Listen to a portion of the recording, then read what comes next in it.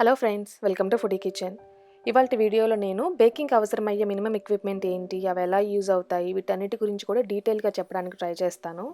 అలానే వీటికి సంబంధించిన ఆన్లైన్ లింక్స్ కూడా నేను కింద డిస్క్రిప్షన్ బాక్స్లో ఇస్తానండి. ఎవరికైనా కావాలంటే ప్లీజ్ చెక్ చేయొచ్చు. వీటిల్లో ముందుగా మిక్సింగ్ బౌల్స్. మనం వెట్టాలనే డ్రై ఇంగ్రీడియంట్స్ని కలుపుకోవడానికి ఇలా డిఫరెంట్ సైజెస్లో ఉండే బౌల్స్ అవసరం అవుతాయి. ప్లాస్టిక్ కన్నా కూడా గ్లాస్ కానీ స్టెయిన్లెస్ స్టీల్ బౌల్స్ని కనుక్కోవడం బెటర్, ఎందుకంటే అవి హీట్ ప్రూఫ్, అలానే క్లీనింగ్కి కూడా చాలా ఈజీగా ఉంటాయి. ప్లాస్టిక్ని మనం ఎంత క్లీన్ చేసినా సరే ఒక్కొక్కసారి గ్రీజ్ ఉండిపోతుంది, దానివల్ల కొన్ని రెసిపీస్ పాడిపోయే ఛాన్స్ ఉంటుంది. అలానే అందరి దగ్గర మైక్రోవేవ్ అవైలబుల్గా ఉండదు కాబట్టి మనం డైరెక్ట్గా పొయ్యి మీద వేడి చేయలేనివి డబుల్ బాయిలర్ మెథడ్లో కరిగించుకోవడానికి ఇలాంటి బౌల్స్ అయితే ఈజీగా ఉంటుంది. గ్లాస్ అయితే హెవీ, అలానే పగిలిపోయే ఛాన్స్ ఉంటుంది కాబట్టి స్టెయిన్లెస్ స్టీల్ అన్నిటికీ బెటర్.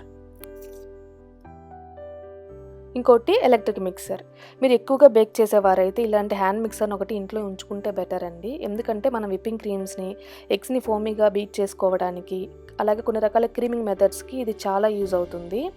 మనం విస్కర్తో చేయాలంటే కొన్ని అసలు కుదరకపోవచ్చండి, ఒకవేళ కుదిరినా కూడా అవి చాలా టైం తీసుకుంటాయి.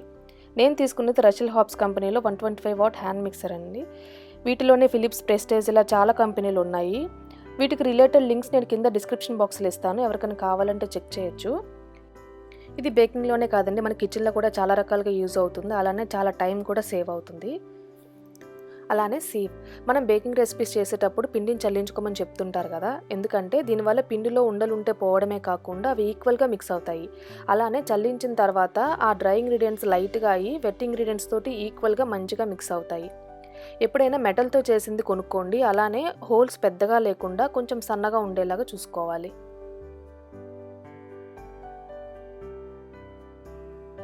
అలానే మెజరింగ్ కప్స్, స్పూన్స్.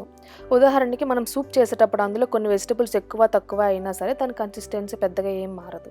కానీ బేకింగ్ విషయంలో అలా కాదు, మెజర్మెంట్స్ దగ్గర జాగ్రత్తగా ఉండాలి, అప్పుడే మనకు ఖచ్చితంగా పర్ఫెక్ట్గా ఉండే కేక్ వస్తుంది. అందుకోసం మినిమం మనకి ఈ మెజరింగ్ కప్స్ అనేవి ఖచ్చితంగా ఉండాలి. నేను యూజ్ చేసే కప్ సైజు 250 ml. వీటిలోనే హాఫ్ కప్పు, పావు కప్పు, అలానే 1/3 కప్ ఇలా వస్తాయి. అలానే మెజరింగ్ స్పూన్స్. వీటిలో కూడా మనకి 1 tablespoon, half tablespoon, teaspoon, half teaspoon, పావు టీ స్పూన్ ఇలా ఇస్తారు.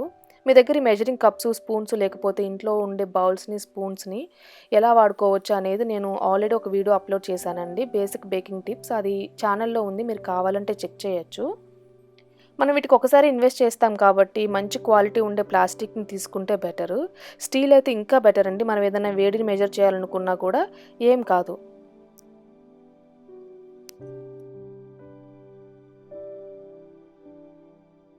అలానే మెజరింగ్ జగ్. మనం ఏదైనా ఎక్కువ క్వాంటిటీలో మెజర్ చేయాలి అనుకున్నప్పుడు, ఎగ్జాంపుల్కి మిల్క్ కానీ, ఫ్రూట్ జ్యూస్లు, అలానే వాటర్ ఇలాంటి మెజర్ చేయాలి అనుకున్నప్పుడు ఇట్లాంటి మెజరింగ్ జగ్ ఒకటి చాలా హెల్ప్ అవుతుంది. మీరు ఇలాంటి మెజరింగ్ స్కేల్ ఒకటి ఉంచుకుంటే బెటర్ అండి, ఎందుకంటే వీటితో ఇంగ్రీడియంట్స్ని ఇంకా యాక్యురేట్గా మెజర్ చేసుకోవచ్చు. నేను గ్రామ్స్లో అలానే కప్స్లో కూడా మెజర్మెంట్ ఇంక్లూడ్ చేస్తాను, ఎందుకంటే ఈ వేయింగ్ స్కేల్ అందరి దగ్గర ఉండదు కాబట్టి. అలానే సిలికాన్ స్పాచులా. దీంతో వర్క్ చాలా ఈజీ అవుతుందండి. దీన్ని మీరు సెలెక్ట్ చేసుకునేటప్పుడు మంచి గ్రిప్ ఉండి పట్టుకోవడానికి పైన హీట్ రెసిస్టెన్స్ ఉండే సిలికాన్ టాప్తో ఉండేలాగా చూసుకోండి. దీంతో మనం బౌల్ని నీట్గా స్క్రేప్ చేసుకోవచ్చు, అలానే కొంచెం కూడా పిండి వేస్ట్ కాకుండా చివరి వరకు వాడుకోవచ్చు. అలానే ఒక వుడెన్ స్పూన్ని కూడా హ్యాండీగా ఉంచుకుంటే బెటర్ అండి. అలానే పేస్ట్రీ బ్రష్. మీరు సిలికాన్ బ్రష్నైనా యూజ్ చేసుకోవచ్చు, లేకపోతే ఇలాంటిది ఉన్నా పర్వాలేదు. మనం కేక్ టిన్స్ని గ్రీస్ చేసుకోవడానికి, అలానే డో పైన మిల్క్ని కానీ బటర్ని కానీ అప్లై చేయడానికి, లేకపోతే ఎగ్ వాష్ని అప్లై చేయడానికి వీటిని యూజ్ చేస్తూ ఉంటాము. మనకి ఆన్లైన్లో ఈ సిలికాన్ స్పాచులతో పాటు సిలికాన్ బ్రష్లు ఇస్తుంటారు. మీరు కొనుక్కునేటప్పుడు చెక్ చేసుకొని కంబైన్డ్గా ఉన్నది కొనుక్కుంటే బెటర్. అలానే బెలూన్ విస్క్. ఇది కూడా చాలా యూజ్ అవుతుందండి. మన దగ్గర హ్యాండ్ మిక్సర్ లేనప్పుడు బటర్ షుగర్ని క్రీమ్ చేసుకోవటానికి, అలానే ఎగ్స్ని బీట్ చేసుకోవటానికి, డ్రై ఇంగ్రీడియంట్స్ని మిక్స్ చేసుకోవటానికి, ఇలా చాలా వాటికి ఇది హెల్ప్ అవుతుంది. ఒకసారి చిన్న అమౌంట్స్లో క్రీమ్ చేయడానికి పెద్ద విస్క్తో చేయలేం కాబట్టి, బౌల్లో అన్ని వైపులకు వెళ్ళదు కాబట్టి చిన్నది కూడా ఒకటి హ్యాండీగా ఉంచుకుంటే బెటర్. అలానే మీరు ఎక్కువ క్వాంటిటీలో చేయాలి అనుకున్నప్పుడు పెద్దది బాగా యూజ్ అవుతుంది.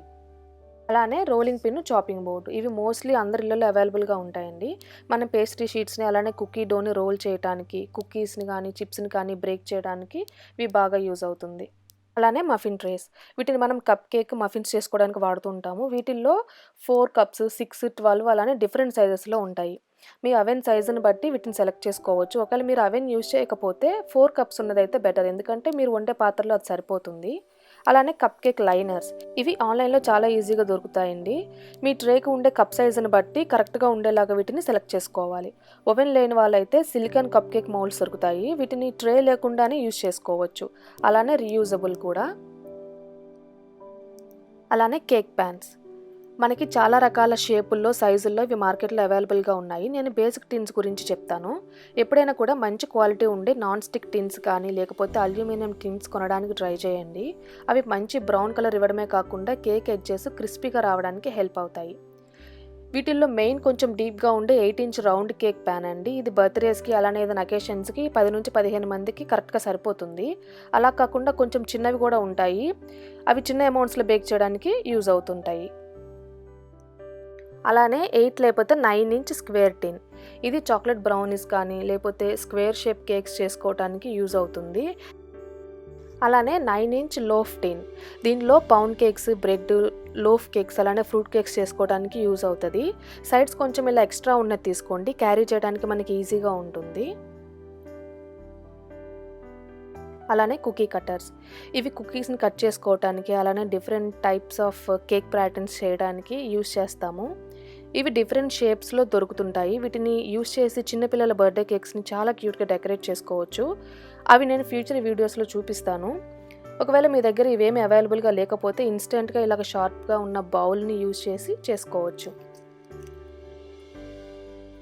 అలానే పర్చ్మెంట్ పేపర్ లేకపోతే బేకింగ్ పేపర్, మనం కేక్స్ని ఈజీగా డీమౌల్డ్ చేయడానికి కుకీస్ని బేక్ చేసేటప్పుడు ఎక్కువగా వీటిని వాడుతూ ఉంటాము. బటర్ పేపరు అలానే పార్చ్మెంట్ పేపర్ సేమ్ కాదండి. పార్చ్మెంట్ పేపర్ వచ్చేసి నాన్ స్టిక్ అలానే హీట్ రెసిస్టెంట్. మీరు తీసుకునేటప్పుడు పైన నాన్ స్టిక్ అని రాసుండి బేకింగ్ అని స్పెషల్గా చెప్పి ఉంటే మాత్రమే తీసుకోండి. అలానే ఈ బేకింగ్ పేపర్ యూజ్ చేసి మనం కొన్ని రకాల పోర్టబుల్ పైపింగ్ బ్యాగ్స్ చేసుకోవచ్చు. మనం నేమ్స్ రాయడానికి అలానే డ్రిప్ కేక్స్ చేయడానికి చాలా ఈజీగా ఉంటుంది. అది రెక్టాంగులర్ బేకింగ్ ప్యాన్, వీటిలో మనం కుకీస్ బేక్ చేసుకోవడానికి, షీట్ కేక్స్ చేయడానికి చాలా బాగా యూజ్ అవుతుంది. మీ ఓవెన్ సైజుని బట్టి ఈ ట్రే సైజుని సెలెక్ట్ చేసుకోండి. ఇవే కాకుండా ఇంకొన్ని బేకింగ్ టూల్స్ ఉన్నాయండి హెల్ప్ అయ్యేవి మనకి. వాటిలో పైపింగ్ బ్యాగ్స్ అలానే పైపింగ్ నాజల్స్. మనం కేక్ డెకరేట్ చేసుకోవడానికి మినిమం అవసరమయ్యే వాటిలో ఈ పైపింగ్ బ్యాగ్స్ ఒకటి. ఇవి అంత ఎక్స్పెన్సివ్ కాదు, ఈజీగా ఆన్లైన్లో అవైలబుల్గా ఉంటాయి. సెలెక్ట్ చేసుకునేటప్పుడు మంచి క్వాలిటీగా స్ట్రాంగ్గా ఉన్నవి తీసుకుంటే బెటర్ అండి, లేకపోతే అవి మనం పైప్ చేసేటప్పుడు చిరిగిపోయే ఛాన్సెస్ ఉంటుంది. అలానే మనకి చాలా రకాల పైపింగ్ నాజల్స్ అవైలబుల్గా ఉంటాయి. వాటిలో మనకి అన్నీ అవసరం ఉండవండి, కొన్ని అవసరం అవుతాయి. దానిలో స్టార్ నాజిల్ యూజ్ చేసి మనం చాలా రకాల పైపింగ్ డిజైన్స్ చేసుకోవచ్చు. దానికి సంబంధించిన వీడియో లింక్ నేను కింద డిస్క్రిప్షన్ బాక్స్లో ఇస్తాను, ఎవరికైనా కావాలంటే చెక్ చేయొచ్చు. అలానే స్పాచులాస్, ఇవి మనకి 2 రకాలుగా ఉంటాయి. ఒకటి స్ట్రైట్ స్పాచులా, ఇంకొకటి యాంగిల్ లేదా ఆఫ్సెట్ స్పాచులా. వీటిని మనం క్రీమ్ని ఫ్రాస్ట్ చేసుకోవడానికి అలానే ఈక్వల్గా స్ప్రెడ్ చేసుకోవడానికి చాలా బాగా యూజ్ అవుతాయి. వీటిల్లో చిన్నవి కూడా ఉంటాయి, అవసరాన్ని బట్టి మనం వీటిని వాడుకోవచ్చు. కేక్ స్క్రేపర్, ఇది మనం ఫ్రాస్ట్ చేసిన తర్వాత కేక్ మీద షార్ప్ ఎడ్జెస్ రావడానికి చాలా బాగా యూజ్ అవుతుంది. టర్నబుల్ కేక్ స్టాండ్, ఇది కేక్ డెకరేషన్కి చాలా బాగా హెల్ప్ అవుతుందండి. మీరు నిజంగా బేకింగ్ గురించి సీరియస్గా ఉంటే ఇలాంటిది ఒకటి ఖచ్చితంగా ఉంచుకుంటే బెటర్, మీ పని చాలా ఈజీ అవుతుంది. ఇంకోటి క్లింగ్ ఫిలిం, దీన్ని చాలా రకాలుగా యూజ్ చేసుకోవచ్చు అండి. కేక్ పూర్తిగా చల్లారిన తర్వాత ఈ క్లింగ్ ఫిలింలో చుట్టి ఫ్రిడ్జ్లో అయితే 1 వారం పాటు, అలానే చుట్టిన దాన్ని ప్లాస్టిక్ బ్యాగ్లో ఉంచి 2 నుంచి 3 నెలలు ఫ్రీజర్లో నిల్వ చేసుకోవచ్చు. దీన్ని చుట్టడం వల్ల మాయిశ్చర్ అంతా లాక్ అయిపోయి కేక్ ఫ్లేవర్ మారకుండా ఉంటుంది. అలానే లేయర్ కేక్ ప్యాన్స్, ఈ లేయర్ కేక్ ప్యాన్స్ పూర్తిగా ఆప్షనల్ అండి. మీరు రెయిన్బో కేక్స్ చేయడానికి అలానే ఈక్వల్గా ఉండే లేయర్ కేక్స్ చేయడానికి, శాండ్విచ్ కేక్స్ చేసుకోవడానికి ఇవి చాలా బాగా యూజ్ అవుతాయి. అలానే వీటిలో కేక్ అనేది 15 నుంచి 2 నిమిషాల్లోనే బేక్ అయిపోతుంది. కొనగలిగిన వారు తీసుకోవచ్చు. అలానే స్ప్రింగ్ ఫోమ్ ప్యాన్, ఇది సైడ్కి రింగ్ వచ్చి ఉంటుందండి, దీన్ని మనం ఈజీగా ఓపెన్ చేయొచ్చు. మనం రెగ్యులర్ బేకింగ్లో కూడా దీన్ని యూజ్ చేసుకోవచ్చు. ఎక్కువ చీజ్ కేక్స్ అలానే నో బేక్ కేక్స్ చేయడానికి ఇది యూజ్ చేస్తుంటారు.